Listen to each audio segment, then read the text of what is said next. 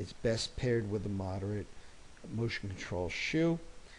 It will correct mild to moderate overpronators. If you're severe or if you have totally flat feet, it's an inexpensive way to get correction, but you'll flatten these things out in 2 or 3 months.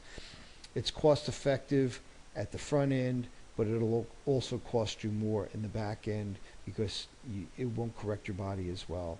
And for those that have really flat feet or need a lot more support, this is probably not the best type of device for you. It's relatively inexpensive, and most running stores usually carry them. Custom orthotics, well, the difference between off-the-shelf and custom is we will actually cast these in neutral. On the bottom, you'll see examples of custom inserts. If you were to hold a custom one versus a non-custom one, you will feel the difference. They're much stiffer, but the way we cast it, if we cast it in neutral properly, it will actually go ahead and it will actually correct you better, and it's a mirror image of what you are in neutral if we did that correctly. So people who have flatter feet or heavier and are moderate overpronator or severe should use these instead. Custom is a lot different because it's not from a template like an off-the-shelf one. They don't make 50,000 at a run, and the reason they're more expensive is because we actually make it by hand. You do get better correction, and they're best made by a professional. I've seen some stores that do make it, and they'll just scan your foot. However, a professional is probably a better place to get these done. Chiropractors make them, podiatrists make them, labs make them. Some plans require you to go to a lab. As long as they're cast in neutral properly, it doesn't really matter. They should hold you better. So let's take a look at secondary effects of body style issues and how to get past them. So how do these inherited problems affect the core and affect the myofascia, and how will this affect your training? First of all, is your core trainable? If you're looking in the mirror and your core is all distorted, or if you're seeing your hips, one hip's much higher than the other, you're going to have problems. Your legs are going to feel like you're pulling. You're going to get shin pain, and you're going to get other sorts of things, including calf pains, and it wouldn't be surprised also if you were getting back pain and neck pain as well 4 or 5 hours after you ran or did your activities.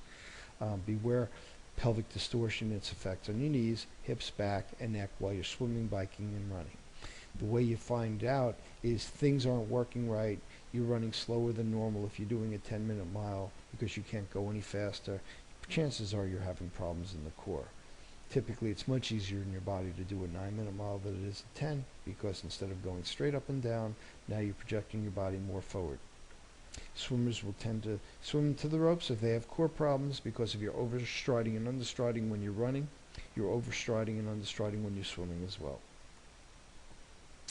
Bikers may develop hip, knee, or even neck and shoulder pain and blame it on their biking position. Sometimes it's the person who's in the position that needs a little bit of work. Runners can get many types of discomfort, as we previously discussed. Again, is your core trainable? Beware of pelvic torsion, its effect on your knees, hips, back, and neck. There's a concept called bioimplosion. Basically, the more the foot turns in, the more the foot turns out, the more the shoulder rolls in. And secondarily, and I've actually published on this, what happens is the myofascia will secondarily tighten up with this and literally glue it in place. And this is why people who have overpronation also a lot of times have poor posture and their shoulders roll in. And if you remember, when you were a kid, your parents were saying sit up straight and you couldn't. They could yell at you as much as you want, but until you correct some of these issues with orthotics and things of that, and myofascial release and certain other things, you'll never be able to sit up perfectly straight, and you'll always blame it on poor posture.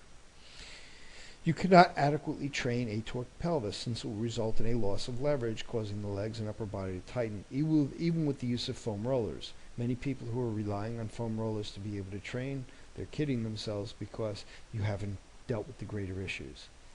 A core that is stable, a core that is firing properly, will take the strain off of the legs, and as a result of that, the legs will tighten far less, and you'll be able to go ahead and compete much better, and you'll have far fewer injuries.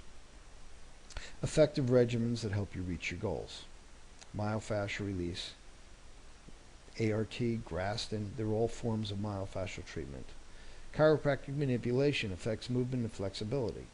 Find someone who combines this with other rehab regimens and understands athletes and is goal-orientated. In other words, what you don't want is somebody that sees you for 2 minutes after he's put you on heat for 10 minutes with some electrical modality of some sort, like electrical stim, because that might be very good when you're acute for a visit or two, but beyond that, you want somebody who's going to help move you forward, and that's not going to do that. Kinesiotape. This has been seen in the Olympics and on other athletes. You've seen that also in professional tennis.